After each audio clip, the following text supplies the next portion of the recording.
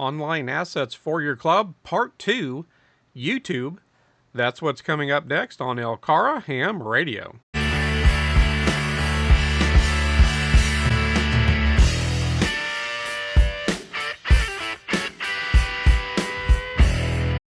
Hello, folks. This is Chris, KY4CKP. Well, this week we're going to continue our relatively short series on online assets.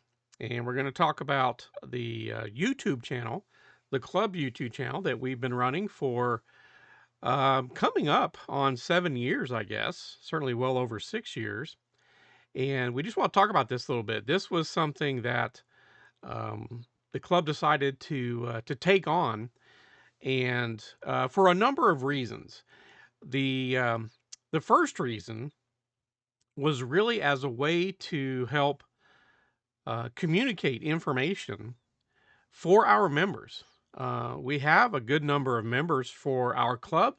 You know, we're located in a small town in South Central Kentucky, but not everybody can get out as much, especially depending on the time of year. This time of year, it's dark early, and weather can definitely play a factor, which it can almost any time of the year potentially. But we have a number of members who can't always get out. They can't make all the events, and even for those that do and can, we wanted a way to again communicate information, whether it's product reviews or projects that the club or various members are working on, whatever it is, right? Events, to show the events that we participate in. We participate in as many events really as we can throughout the year, and it varies, but we try to participate, 6, 8, 10 times a year, just depending on what it is, 5K runs, 10K runs, whatever. And so recording as many things as we can and sharing that with our own club members, it was one of the primary goals of starting a YouTube channel. As a secondary goal, it was also a matter of capturing different kinds of information for long term, right? For access long term, because you can go back, and just because a video, a review of a product or a project or whatever it was, just because it gets a little bit older, it can be a year old, it could be 5 years or more old, doesn't mean the information is useless by any means, right? Now, some things are more time sensitive than others, but a lot of the information in amateur radio is not that time sensitive. And so that was, another aspect. Record it so people can see it in the short term, but then also have and begin to build up a library of videos that people can go back and refer to, at any time. And then beyond that, it was also to try to help provide this kind of information to any hams that are out there, anywhere, right? Not just for club members, although that was a big part of our mindset and thinking originally, but just for any hams. And we accept memberships from anywhere, anyone, anywhere. And we have international members. We have members from other states, and we greatly appreciate that. And we greatly appreciate all the support that our YouTube channel has received over the years, not only from vendors. We've had a number of vendors that have helped us out over the years, but especially all the folks like you who watch the videos, and especially taking that extra brief moment and hit the subscribe button and give us likes and especially comments and things. We've recently hit 8,000 subscribers, which still kind of blows our mind, but we're very grateful for that. And we're sort of want to sort of make a push for 10,000 subscribers. It's just been, I know it's been kind of a personal goal for myself and for Brian, KY4BDP, to to make it to 10,000. We've had several goals, and we've been meeting those goals over time. And one of our sort of original kind of long term goals was 10,000 subscribers. So if you do enjoy the videos we produce, we would greatly appreciate if you have not already. Please hit that subscribe button, and give us a thumbs up, and feel free to make comments on the videos. So reaching other hams, and we've definitely done that. We've hit a couple of milestones relatively recently, and and you can see on the screen, we've hit 8,000 subscribers recently, and we were pretty sure we were gonna make that goal by the end of this year, and we did. Another one that came along a month or two ago now. Our channel has hit and now surpassed, a little bit, 1 million lifetime views spread out amongst all of our videos, which again still kind of blows our mind. We're again just very, very grateful for all that support over the years and the continued support. Um, we do have Patreon. You can see a link there on the screen if anybody would like to financially support the videos that we make and things. And I think we've mentioned this many times before, but we have new viewers, new subscribers, and new club members as well. And so we like to mention this at least sort of every so often. Um, any money that the club YouTube channel makes, and it's not a lot. We're not a huge channel by any means or anything, but we do make a little money from this YouTube channel, but it all goes straight to the club bank account. It's directly deposited straight into the club bank account, and it always has been. Um, no single individual members make any money off of the YouTube channel, and it's all been sort of a labor of love for the club to help offset some of the expenses that the club has. We maintain 2 repeater sites, and so there's rent for the land and electricity and just maintaining equipment and buying new equipment, as all clubs have to do. And so to help offset that, at least in some way, is we started the YouTube channel for that reason as well. And we knew it would take time before any money might start coming in, and we knew it probably would not be just a lot of money, but it helps, right? It helps to offset expenses. So those were some of the goals of starting the YouTube channel, to help reach our own members, to help build a library of information that anybody, but again our club members can refer back to reach other hams, and hopefully help inspire.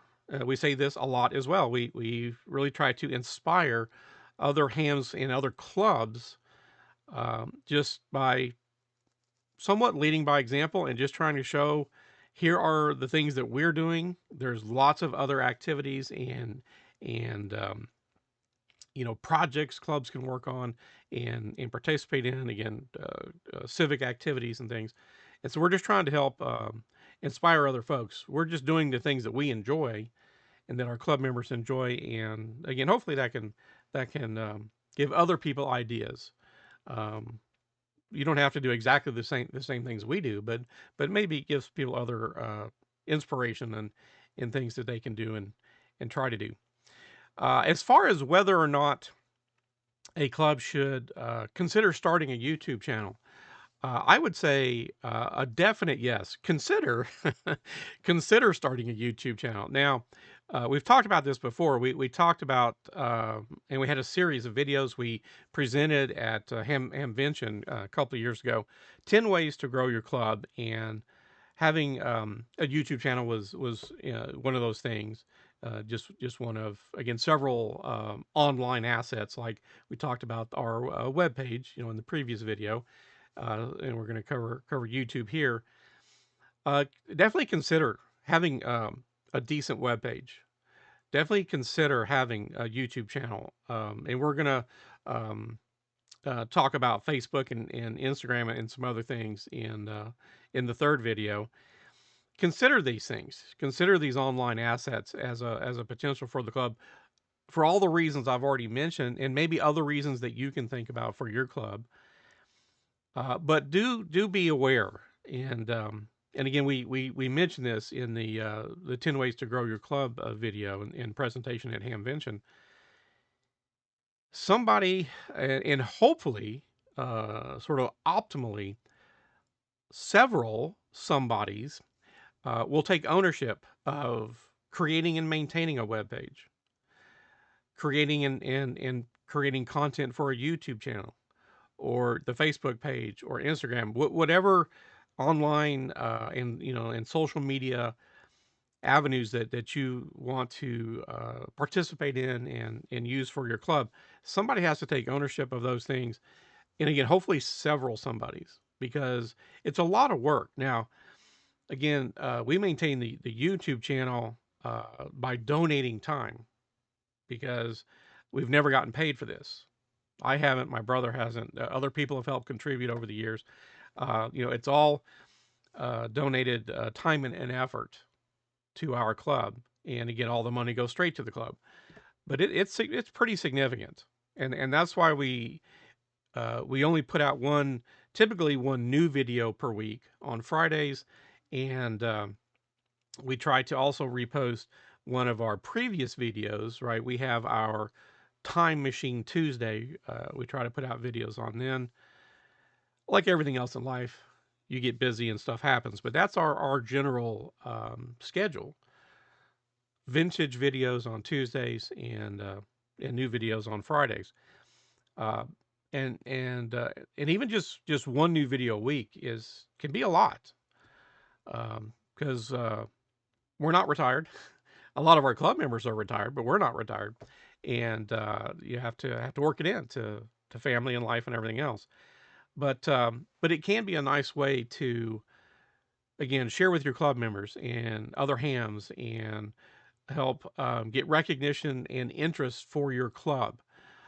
We've had a number of new club members in the last year or two, but even going back further than that, several years, that specifically said, I found out about the club from your YouTube channel. They saw, caught one of our videos, got one of our videos suggested to them, checked out some videos, and they kind of liked what they were seeing, and then that led to, oh look, they've got a web page, and they've got this stuff. Oh, they're near Somerset, Kentucky, and we've gotten a number of new club members from having a YouTube channel, and that was again part of why we did this, is to get that exposure to just more people, right?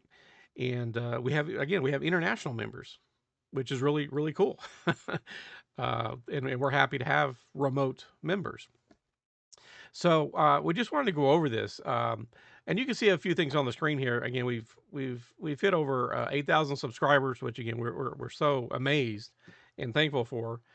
And we want to make sort of our next goal and sort of the next push 10,000 subscribers. So again, if you watch our videos and you enjoy them, please hit that subscribe button. Notice how many videos we have now. Now, 544 videos. That's not 544 completely unique videos, because we have been running the Time Machine Tuesday series for a while now, where we take the oldest videos and republish them so that people can see them. But we have definitely over 350, 375, maybe approaching 400 completely unique videos, right? Most of our videos are unique videos, and we're still putting unique videos out. And then we have the Time Machine Tuesdays, and that's just something that we decided to do. If you did decide to make a YouTube channel, you don't have to do Time Machine Tuesday. We waited several years before we implemented that concept, because we wanted to have a pretty good library, right, of pre-existing videos before we started something like that. But if you get to that point down the road, some form of that, could be something you would think about. So again, this series came to me a while back, and I just kind of wanted to focus on it a little bit and talk about it. But again, getting into to YouTube, we had to purchase some editing software. It's not super expensive, but we purchased that and we paid for that ourselves. We don't charge the club for that, and it was a new set of skills and knowledge that we could learn. Brian and I are both in the IT world, so we've been working with computers a long time, and so at least we sort of had that. Not everybody is necessarily as into computers as we were, and we've mentioned this in other videos. But clubs have all kinds of different knowledge and skills, so so that's helpful. But we got into this and learn the new software, learn how to do at least a few things. We're not uber professional video editors by any means, but we can try to put together fairly decent videos and try to have decent audio and hopefully lighting and some things. But you're going to have to potentially learn some new skills. I mean, at least depending on the knowledge and skills your club already has, and just working with YouTube itself, which isn't all that difficult. And there's the nice thing about uh, potentially starting a channel on YouTube is there's tons of videos on YouTube on starting a channel and video editing, and you can always go to YouTube University, as a lot of us like to say, to learn how to use YouTube, right? So it's a tool that can teach you how to use itself. Uh, but it takes a lot. It takes a lot to, it's like almost anything else. It's like if you have a club newsletter that goes out, whether it's once a week or once a month or once a quarter, whatever the schedule is, but somebody has to, sort of take ownership of that. Somebody has to produce it, right? It doesn't magically happen. And that's how it is with YouTube. So I highly encourage clubs to think about starting a YouTube channel and think about various reasons why it may be something beneficial to the club, beyond just money, because some level of money may come eventually. It takes a while before you can even monetize. It took us a year, maybe over a year, before we could even monetize things, and it's grown slowly ever since then, and still continues to. But that's hopefully that's not really your primary reason. It wasn't for us, right? We were hopeful that it would lead to some amount of money, coming in every month, and it does, but it's not a lot.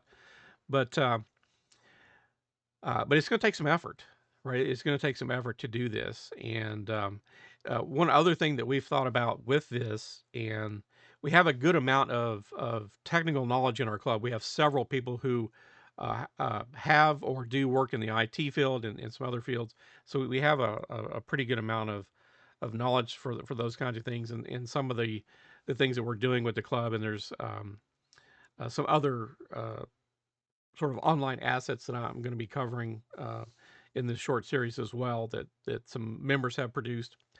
But uh, you have to continue to put effort into these things, and we've been doing it for almost 7 years now, and we've really enjoyed it. Enjoyed learning some new skills, learning how to do new things, using new software. But it just takes effort. Somebody has to be there behind the camera. It's and I know a lot of us like to be very hands-on with our projects, but if you want to share that with, again, club members and other folks, somebody has to record things and then produce a video and all the rest. So just keep that in mind. If you think about starting this, try to get a group of people. Okay, even with primarily two of us, with help from some other members, it's a lot, and sometimes things get done, and there just really wasn't somebody to run a camera, because the people that were there were doing the work, and so we can't share everything, but we try to share as many things as we can, whether it's a work day or any of the events that we do, or projects, or the occasional product review and that kind of stuff. But get as many people as you can to help with this. 3, 4, 5. Generally speaking, it's hard to have too many folks helping produce content. And again, if you run, or if you've ever helped run even like a club newsletter, it takes just ongoing effort. but it can be very beneficial. And we're very proud of what we've built with our YouTube channel, because again, it helps share information, uh, not only with our club members, but with um, with hams anywhere, even internationally, and that's sort of extra cool. So that's really about it for this video. We just wanted to cover some of these things and a little bit of the rationale behind them, and our thinking at least. And so we'll have one or two more parts to this series as we go along, and just touch on a few of these points in a little more detail. So we'll wrap this one up, folks. Consider various forms of online assets and how you may want to implement them and manage them. And it could be a very beneficial resource for your club. Get you some extra recognition, maybe get a few extra members along the way, and hopefully have fun with it, of course. So we'll wrap it up. This is Chris, KY4CKP for Lake Cumberland Amateur Radio Association. We'll see you folks in the next video, 73.